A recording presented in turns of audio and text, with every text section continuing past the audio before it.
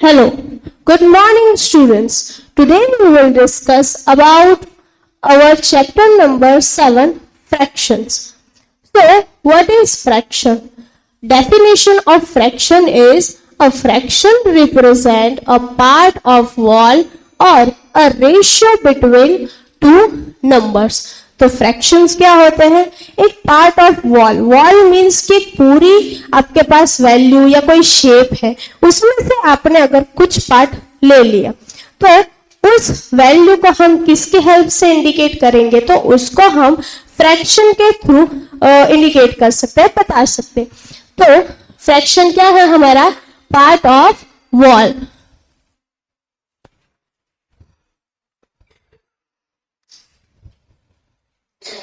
Okay, next, it is written in a form of a upon b.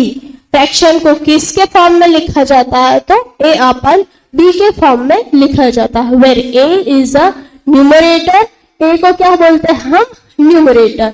And b को बोलते हैं हम denominator. तो फ्रैक्शन को आप a is to b और a अपन b के फॉर्म में लिख सकते हो, जैसे कि a अपन b. ठीक है, a डिवाइड बाय b. ये जो फॉर्म होती है इसमें आप कोई भी नंबर्स ऐड कर सकते हो, वैल्यूज ऐड कर सकते हो. जैसे कि मुझे कोई वैल्यू लिखनी है 2 डिवाइड बाय 3. ठीक है, तो ये हमने a अपन b के फॉर्म में एक वैल्यू लिखे, उसको हम बोलेंगे फ्रैक्शन. अब इसमें जो ये 2 है उसको हम बोलेंगे न्यूमरेटर, और जो ये 3 है इसको हम बोलेंगे denominator.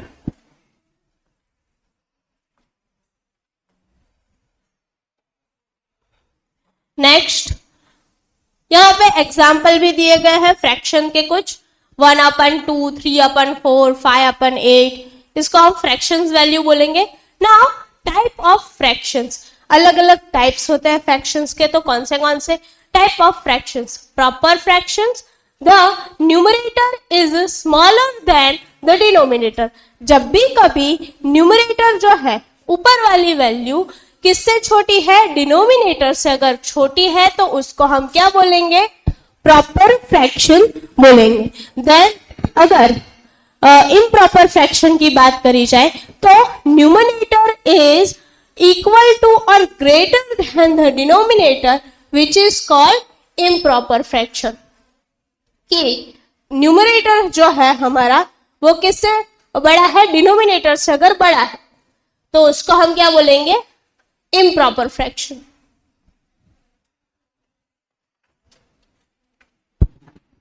Then mixed fraction, a whole number combined with the proper fraction. Mixed fraction किसे बोलेंगे? तो एक whole नंबर दिया गया. अब एक एग्जाम्पल के थ्रू मैं आपको एक्सप्लेन करती हूँ. एक whole नंबर है हमारे पास 3. ठीक है, एक वॉल नंबर है ये 3 हमारा वॉल नंबर, और फिर उसके साथ हमने कनेक्ट कर दिया एक हाफ नंबर को. 1/2 ये हमारा एक हाफ नंबर हुआ. ठीक है, फ्रैक्शन वैल्यू हुई.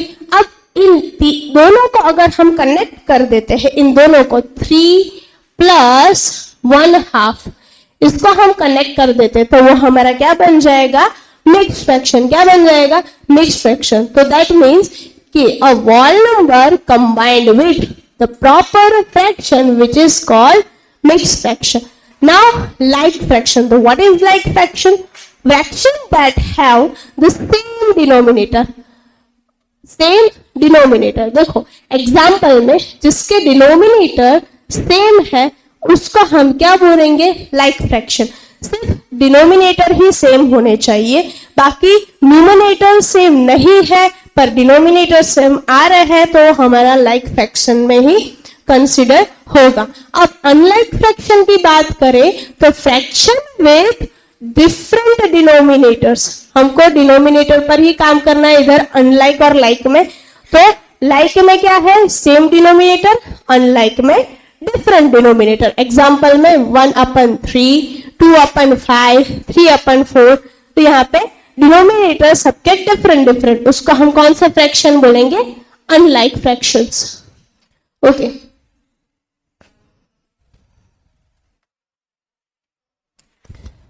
Next, representation of fraction. आप फ्रैक्शन को कैसे रिप्रेजेंट कर सकते हो। तो a fraction can be represented visually using shaded part of shape. आपको कोई सा भी शेप दिया गया है, जैसे कि यहाँ पे एक सर्कल मैंने ड्रॉ किया, ठीक है, इसमें मैंने इसके 4 पार्ट किए, ठीक है। अब मैं इसके एक पार्ट को शेड कर रही हूं, तो मुझे फ्रैक्शन को रिप्रेजेंट करना है इसमें, तो मैं कैसे करूंगी, मेरे पास टोटल पार्ट कितना अवेलेबल है, 1 2 3 4, मैंने 4 पार्ट किए, तो वो मैं डिनोमिनेटर में लिखूंगी, ठीक है। देन उसमें से मैंने शेडेड पार्ट कितना रखा है, सिर्फ 1, तो 1/4, मैं इसको इस फॉर्म में भी लिख सकती हूँ, 1/4 ये मेरा आंसर होगा। अगर मुझे इसका बाकी का पार्ट भी लिखना है, तो रिमेनिंग पार्ट जो अनशेडेड है उसके लिए मैं क्या लिखूंगी, 4, ओके। रिमेन कितना रहा, 1 2 3 पार्ट रिमेनिंग रहे, तो ये मेरा रिमेनिंग पार्ट और ये मेरा शेडेड पार्ट। तो फ्रैक्शन वैल्यू को हम इस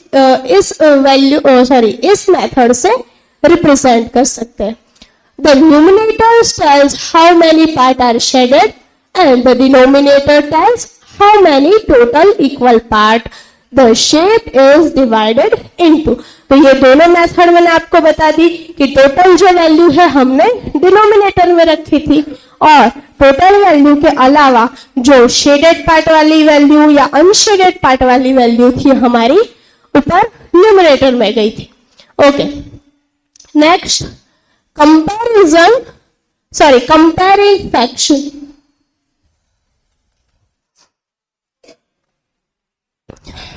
अब 2 फ्रैक्शन है, उसका कंपैरिजन हम कैसे कर सकते हैं।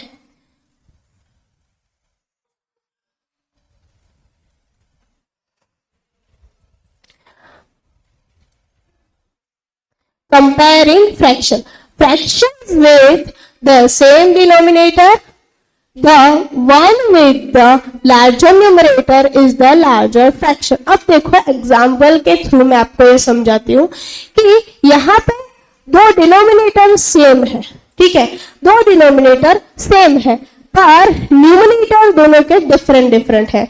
तो अगर मैं आपको पूछूं कि दोनों में से लार्जर फ्रैक्शन कौन सा है, तो ऑब्वियसली दोनों में डिनोमिनेटर तो सेम है, तो दोनों के डिनोमिनेटर का कोई कंपैरिजन नहीं बनता। बट देखा जाए कि न्यूमरेटर वो दोनों के डिफरेंट है, तो डिफरेंट न्यूमरेटर वाले जो भी है उसमें बड़ी वैल्यू कौन सी है, तो 3/5, तो वो हमारे क्या हो गए, ग्रेटर फ्रैक्शन, लार्जर फ्रैक्शन। तो 3/5 is greater than 2/5, okay. Next fraction with the same numerator. अब जिसके न्यूमरेटर सेम है but denominator was different, that the one with the smaller denominator is the larger fraction। जिसके denominator smaller है वो हमारा larger fractions बनेगा। देखो यहाँ पे 3/4 इज अ ग्रेटर, अब उससे उल्टा हो जाएगा, यहाँ पे क्या होगा, उससे उल्टा, जिसका न्यूमिनेटर सेम है डिनोमिनेटर डिफरेंट है, तो उसमें डिनोमिनेटर जो जिसका छोटा होगा वो हमारा क्या बन जाएगा, larger fraction. Next okay, fraction with different denominator, okay, जिसके डिनोमिनेटर डिफरेंट है। टू कंपेयर फर्स्ट कन्वर्ट हम इनटू लाइक फ्रैक्शन। अब इसके लिए 2 फ्रैक्शन को कन्वर्ट करने के लिए मैं एक एग्जांपल बताती हूँ। जैसे कि मैंने यहाँ पे 3/2 और 4/5 ये मैंने लिया। अब आपको मैंने पूछा कि इसमें से दोनों में से कौन बड़ा है, कौन सा फ्रैक्शन बड़ा है, तो इसके लिए हम क्या करेंगे, हमको डिनोमिनेटर कंपैरिजन के लिए सेम करने पड़ेंगे। अब डिनोमिनेटर सेम कैसे होंगे, तो यहाँ पे 5 जो है उसको मुझे मल्टीप्लाई करना पड़ेगा सामने वाली दोनों वैल्यू से। तो अगर 5 यहाँ पे 3 मल्टीप्लाई बाय 5 और 2 मल्टीप्लाई बाय 5 करना पड़ेगा, और यहाँ पे 2 को भी इस दोनों वैल्यू से मल्टीप्लाई, आप एलसीएम लेके भी कर सकते हो ये चीज, but if any case LCM possible नहीं है कोई भी वैल्यू का, तब हम ये मेथड भी अप्लाई कर सकते हैं। देन 2 को भी मल्टीप्लाई करना है, 2 मल्टीप्लाई 4, 2 मल्टीप्लाई बाय 5, ठीक है। अब दोनों का आंसर चेक कर लेते हैं।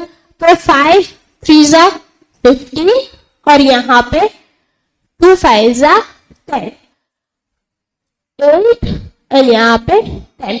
अब देखो किसका न्यूमिनेटर बड़ा है, तो इस वैल्यू का न्यूमिनेटर बड़ा है, तो ये हमारी फर्स्ट वैल्यू थी, दैट मीन्स हमारा ये फ्रैक्शन है वो भी बड़ा है। नेक्स्ट,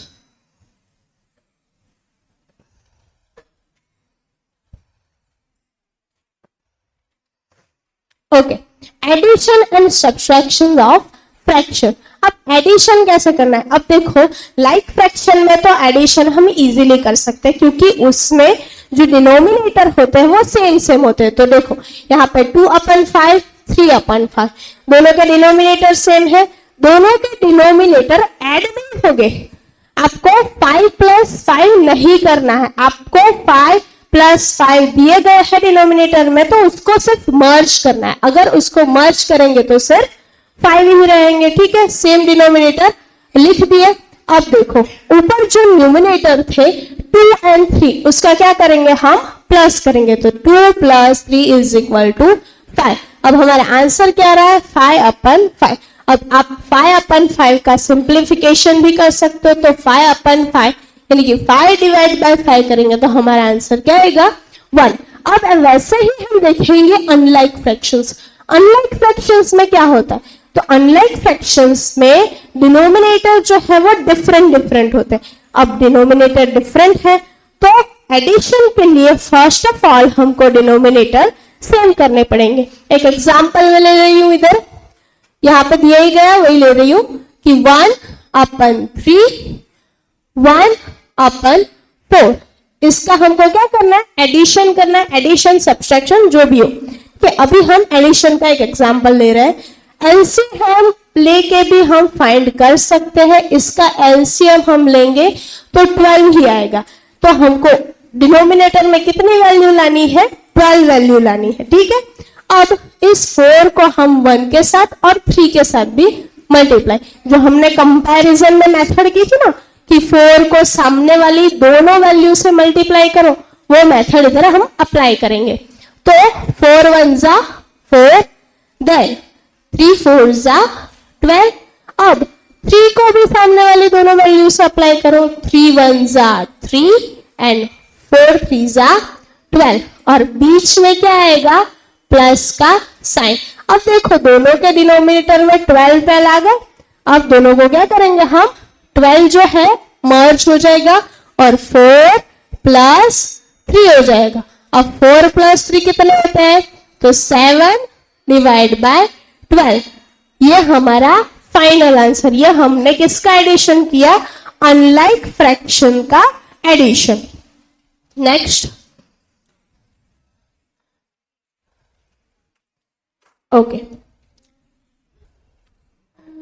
अब देखो कुछ फ्रैक्शंस जो ऐसे होते हैं जिसको हम डेसिमल में भी कन्वर्ट कर सकते हैं, जैसे कि 2.5 है, सॉरी 2/5 है, उसको हम डेसिमल में कन्वर्ट कर सकते हैं, जैसे कि 1/2। इसको हम डेसिमल में कन्वर्ट करेंगे तो 0.5, ठीक है। तो आप एडिशन, ये जो फ्रैक्शन दिए गए हैं उसको डेसिमल में कन्वर्ट करके भी आप उसका एडिशन कर सकते हो। अब 1/2 है, ठीक है, इसको हम एडिशन डेसिमल के फॉर्म में भी इसको हम लिख सकते हैं।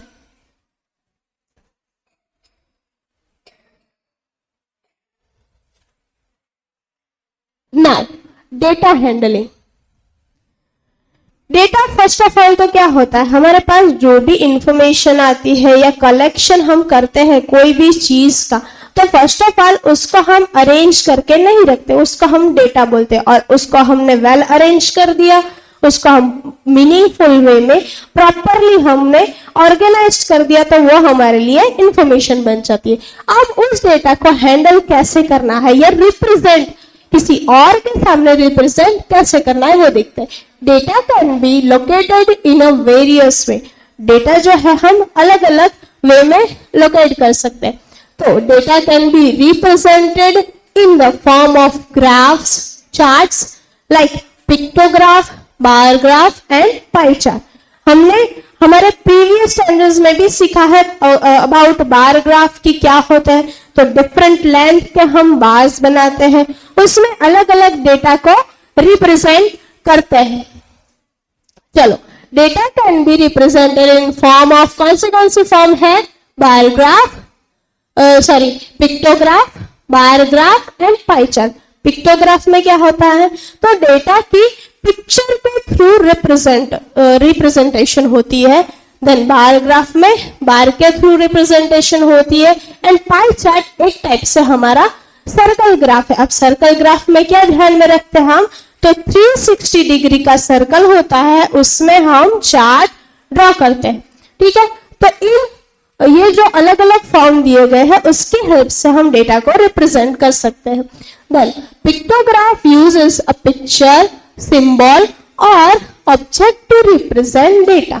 पिक्टोग्राफ में मैंने बताया आपको कि पिक्चर के थ्रू हम डेटा को रिप्रेजेंट करते हैं। उसमें दूसरी क्या चीज यूज होती है? तो पिक्चर तो हमने देख लिया, फिर सिंबल और ऑब्जेक्ट। सिंबल और ऑब्जेक्ट का भी यूज होता है पिक्टोग्राफ में। Now, bar graph is a graph with rectangular bars of different length. different length के बार होते हैं, उसकी फॉर्म में हम डेटा को रिप्रेजेंट करते हैं। Now, डबल बार ग्राफ, ये सेम जैसे ही होते हैं, जैसे कि बार ग्राफ है वैसे ही डबल बार ग्राफ। कभी ऐसा होता है कि आपके पास टू इंफॉर्मेशन होती है, एक साथ आपको रिप्रेजेंट करनी है, तब आप क्या करोगे? डबल बार ग्राफ का यूज करोगे। Compare two collections of data. Okay, now pie chart is a circle divided into sector to represent data. मैंने बोला था कि एक सर्कल होता है, उसको हम अलग अलग पार्ट में डिवाइड करते हैं, किस लिए? डेटा रिप्रेजेंटेशन के लिए। नाउ मेजरेशन, तो मेजरेशन में पैरामीटर ऑफ वेरिएशन। अब देखो, मेजरेशन में हम क्या करेंगे? अलग अलग शेप के पैरामीटर्स एंड एरिया कैसे फाइंड करना है वो सीखेंगे। पहले तो पैरामीटर्स क्या होते हैं? तो किसी भी शेप की बाउंड्रीज होती है, बाउंड्री लाइन होती है, उसकी हम वैल्यू फाइंड करते हैं, उसको हम क्या बोलेंगे? पैरामीटर्स। नाउ पैरामीटर्स के बारे में तो पता चल गया कि बाउंड्री लाइन है, उसकी वैल्यू फाइंड करते हैं, उसको हम पैरामीटर्स बोलते हैं। But what about area? तो पैरामीटर के अंदर जो एरिया यानी कि किसी भी शेप के अंदर का पार्ट होता है उसको हम क्या बोलेंगे? Area, surface area. अब उसकी वैल्यू फाइंड करने के लिए अलग अलग फॉर्मूलाज है। Parameter of various shape, parameter of various shape. Parameter of rectangle, तो फर्स्ट ऑफ ऑल रेक्टेंगल का फॉर्मूला देख लेते हैं, 2 multiply by length plus breadth. अब देखो रेक्टेंगल क्या होता है? एक शेप है हमारे पास रेक्टेंगल। ओके, इसकी लेंथ एंड ब्रेथ, ठीक है, वो हमें फाइंड करनी है। तो उसके लिए हम क्या फॉर्मूला अप्लाई करेंगे? 2 multiply by length and breadth. अगर मुझे ये फॉर्मूला याद नहीं है, मुझे डायरेक्ट शेप की पैरामीटर फाइंड करनी, तो मैं कैसे करूंगी? अगर मैंने इधर दिया कि ये 2 सेमी है और ये 5 सेमी, तो रेक्टेंगल में मुझे पता लग ही जाएगा कि सामने सामने वाली साइड सेम होती है। तो मैं अज्यूम कर सकती हूँ कि इधर भी 5 सेमी होगा और इधर भी 2 सेमी होगा। ठीक है, अब मैं चारों साइड का प्लस करके भी ये वैल्यू फाइंड कर सकती हूँ, ठीक है। अगर मुझे फॉर्मूला याद नहीं रह रहा है, अगर आपको फॉर्मूला याद नहीं रह रहा है, तो आप इस मेथड से भी पैरामीटर जो है वो फाइंड कर सकते हो। अब देखो 2 + 2 4 एंड 5 + 5 10, तो 10 + 4 10 + 4 हमारी पैरामीटर क्या आएगी 14 सेमी। अब देखो पैरामीटर फाइंड करो ना, तब सेमी स्क्वायर नहीं लगता, बट जब एरिया फाइंड करोगे तो क्या लगेगा पीछे आंसर में सेमी स्क्वायर। क्यों? क्योंकि एरिया का आंसर ऑलवेज हमको स्क्वायर में चाहिए होता है। तो पैरामीटर ऑफ स्क्वायर भी हम ऐसे ही फाइंड करेंगे। उसका फॉर्मूला क्या है 4 × side and parameter of triangle, तो sum of all the length of its 3 side.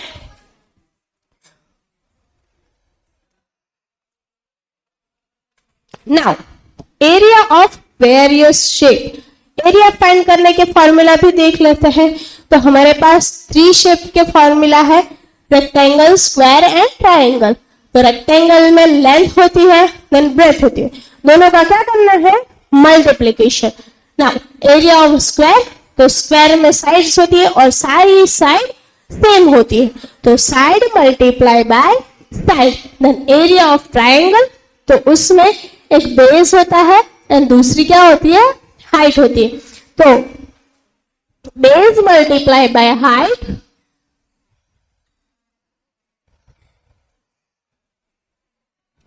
Base multiply by height, उसको आप 2 से 1/2 यानी कि 2 से डिवाइड कर दोगे तो आपको क्या मिल जाएगा एरिया ऑफ ट्राइंगल। अब एरिया में कोई भी वैल्यू आपने फाइंड की, जैसे कि मैं एक एग्जांपल ले रही हूं इधर कि अगर मुझे एक स्क्वायर दिया गया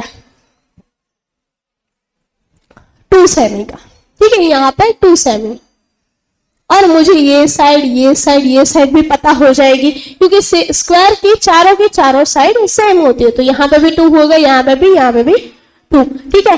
वो मुझे फाइंड करना है, तो हम क्या करेंगे कि एरिया ऑफ स्क्वायर,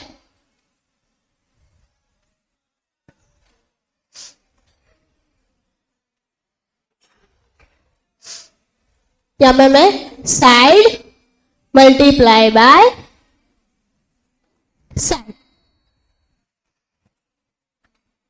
मुझे साइड कौन सी दी गई है 2, दोनों साइड में लिख लूंगी सेम ही है, तो 2 × 2 = 4। अब मेरा जो आंसर आया उसके पीछे मैं सेमी स्क्वायर लिखूंगी, ये कंपलसरी हमें लिखना ही है क्योंकि एरिया फाइंड करते टाइम हमारा जो आंसर आता है वो एक टाइप से स्क्वायर में आता है।